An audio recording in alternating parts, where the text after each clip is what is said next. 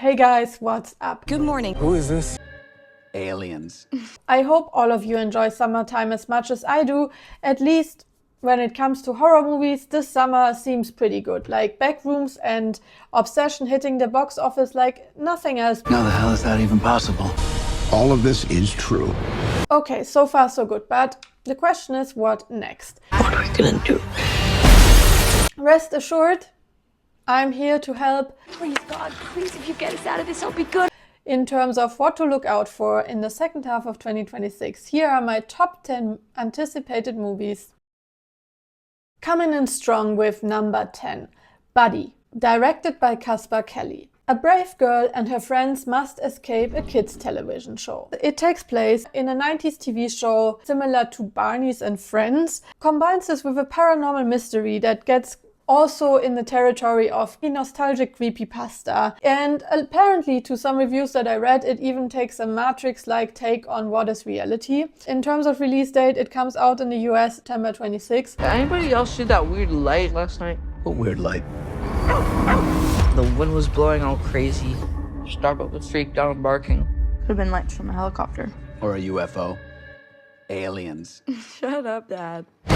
Number 9, The End of Oak Street, directed by David Robert Mitchell, whom you might know from It Follows and Under the Silver Lake. Let me read the synopsis to you.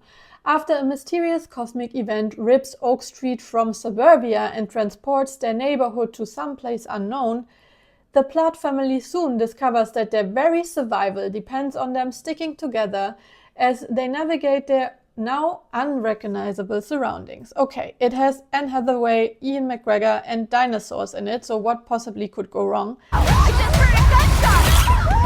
In terms of the first visuals from the trailer, it looks pretty cool actually, also the creature design. The release is mid-August.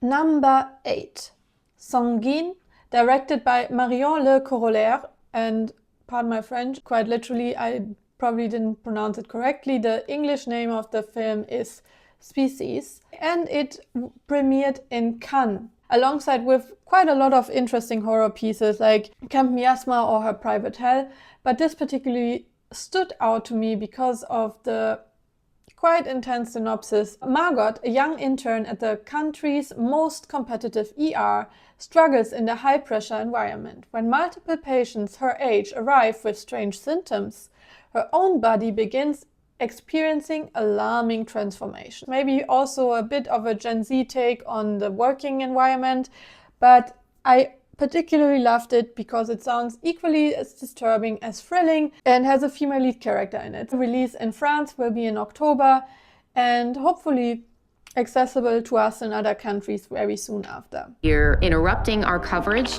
How will disclosure change us? I believe for the better. It will remind us of our capacity for empathy. Number 7, Disclosure Day.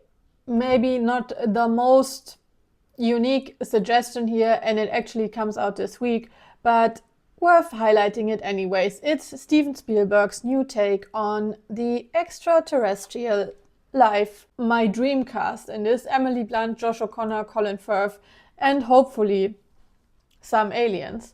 Aliens. Shut up, Dad. I just hope that the take on the aliens will be more a friendly one and a curious one. I personally think aliens would probably be nicer than humans, so please be my friends. Come to Earth, you're welcome. And let me know in the comments if you will watch it this week as well. Number 6, Rock Springs. Directed by Vera Miao. Let's dive right into what it's about. After her father's death, a grieving young girl moves to Rock Springs, Wyoming with her mother and grandmother, only to discover something monstrous hidden in the town's history. So this sounds very eerie to me. I'm all up for also local trauma stories and generational pain, which I understand this is very much about. And from what I've read online, also the multiple perspectives of this film are really heartfelt and very intense. Also, it's with Benedict Wong in one of the lead roles, which I'm quite excited about. Just don't get angry at me now, it doesn't have a release date yet. It premiered in Sundance this year. You're the Owen sisters. Yeah, everyone we love dies.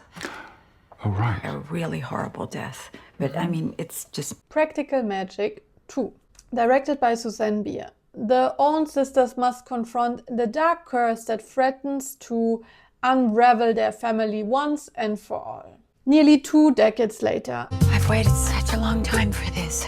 She has. Susanne Bier chose to film the sequel with the same 2 lead characters, Sandra Bullock and Nicole Kidman, and we will see what comes out of it. I'm all up for some supernatural fantasy kind of comedy setup. And yes, I know most of us are probably not a fan of the never-ending sequel and prequel and whatnot trend in movie making at the moment. That being said, Practical Magic is particularly one film that I very much enjoy to continue. So let's see how it goes. We will be able to find out September this year. Number 4, Cliffhanger, directed by Jean-Collet Serra. During a weekend trip with a billionaire's son, seasoned mountaineer Ray Cooper and his daughter Sydney are targeted by a gang of kidnappers.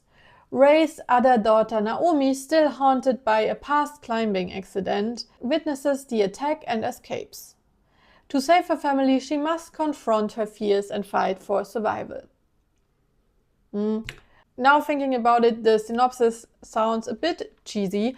That being said, I'm a big fan of actual adventure thrillers where you have 2 components. Like a threat that comes out of antagonists, and in the threat of exposure. Pierce Brosnan is starring in it, and the director is also known for quite intense pacing and very good when it comes to thrill, which you can see in Orphan or Carry On, 2 films that are maybe lacking a bit in depth but are undeniably effective. So here you go. We will be able to see it in theaters in end of August, beginning of September, depending on your location. Number 3, The Gallerist, directed by Kathy Yan. A desperate gallerist conspires to sell a dead body at Art Basel, Miami. Okay, this is more like a mystery comedy starring Natalie Portman and Jenna Ortega, which I absolutely love and really excited about. In terms of looks, from what I could see online already, it is also, very coherent with the art world bubble that it tries to portray. I think it's a very interesting subject, actually, that not many films are talking about too often. There are some that come to my mind that are really good, but it's really only a handful because I think it's such a bizarre and very closed off bubble. It premiered in Sundance and received quite mixed reviews, particularly pointing out that Natalie Portman's performance is too campy. Actually, I really want to see this. I really admire Natalie Portman for her range, and seeing something more on the camp side would actually really excite me. So I'm all up for it. Only problem though, it doesn't have a release date yet. Put it on Letterboxd watch list. Follow me for updates. We will find it. We will find it. We will find it. And I think I'm optimistic that this will be worth the wait. So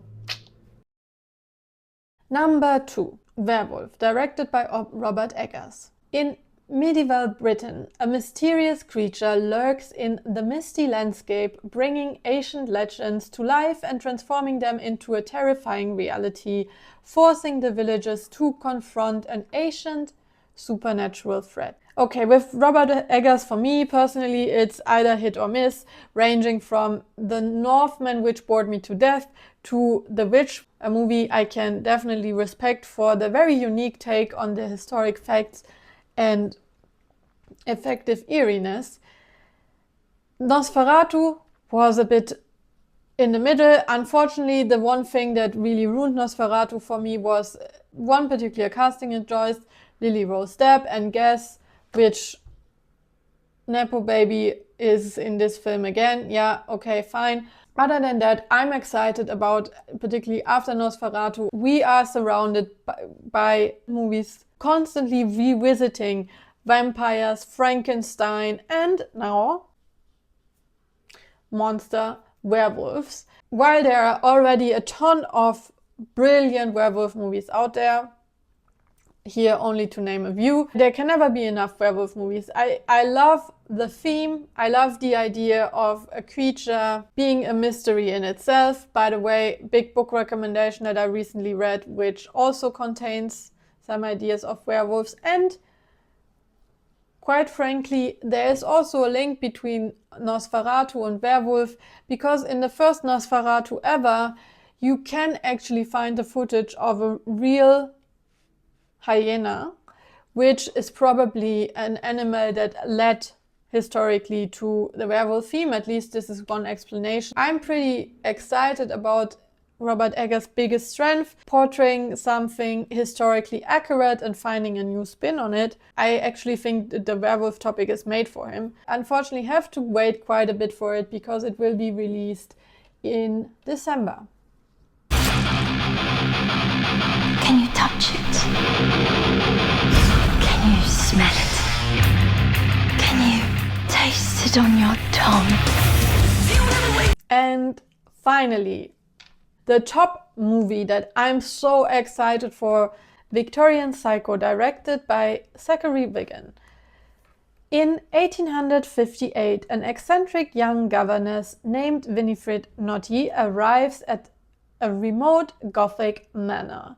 As Winifred assimilates into the life at the new home, staff members begin to disappear, and the owners of the estate begin to wonder if there is something amiss about their new governess. Why I'm so excited about this film, beyond excited actually, is because I read last year the book that it's based on, Victorian Psycho, written by Virginia Falco, which is basically a female American psycho based in the Victorian times in the UK. Perfectly accurate historic facts woven into the story, mixed up with extremely dark humor, body horror elements, pushing a very classic eat the rich message forward. In the book, the story has a big twist also, kind of like a 90s movies twist, which I hope the movie will capture. We don't know. It is impossible that the film will be able to live up to my high hopes for this. Nevertheless, and it's like only 10% as good as the book, it's still fantastic. So definitely worth watching it. It premiered in Cannes, very good reviews, and will be released in September in the US, hopefully coming to Europe soon after. And I hope you found something in the list that you are excited about too. If there's anything I missed or you are particularly looking forward to, please write it in the comments. Enjoy summer, stay tuned, bye.